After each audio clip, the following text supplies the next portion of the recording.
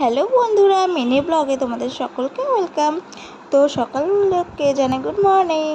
তো সকালবেলা আমি একটু প্রোটিন পাউডার খেয়ে নিলাম। তো চকলেট ফ্লেভার, তো খুবই হেলদি এবং স্বাস্থ্যকর। তো সেজন্য আমি এটা সকালবেলায় খাই। তো দেখতেই পাচ্ছ প্রোটিন চেস্ট পাউডার। তো তারপর প্রোটিন চেস্ট পাউডার খাওয়ার পর আমি চালটা একটু বেছে নিলাম। অনেক সময় চালে দেখবি কাকড় থাকে। তো তারপর আমি চালটা বসিয়ে দিয়েছি আর চালের মধ্যে দিচ্ছি আলু মাখা। খেতে অনেকের ভালো লাগে, আমারও ভীষণ ভালো লাগে।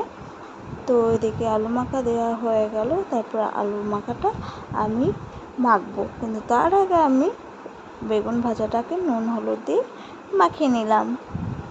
বেগুন ভাজা আর আলু মাখা খুব ভালো লাগে আমার।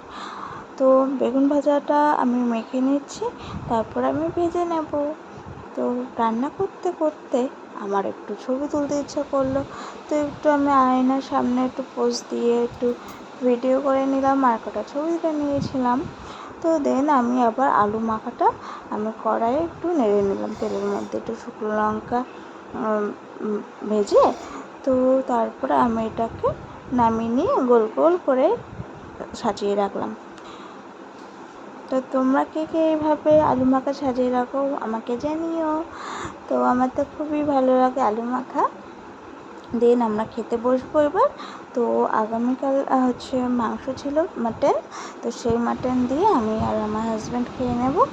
তো যাই হোক, ভিডিওটা কেমন লাগলো তোমরা অবশ্যই জানিও।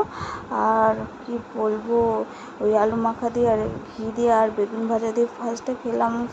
তারপরে ভোট দিয়ে আসলাম, ভোট দিয়ে এসে একটু মুভি না দেখলে হয়, ছুটির দিন। তো একটু মুভি দেখলাম আর সন্ধ্যেবেলায় একটু চা খেলাম। চায়ের ফ্লেভারটা যে ছিল না, অসাধারণ। তো ভিডিওটা তোমাদের কেমন লাগলো অবশ্যই কিন্তু কমেন্ট করে জানিও। তো নেক্সট ভিডিও আবার তাড়াতাড়ি চলে আসবে। টাটা।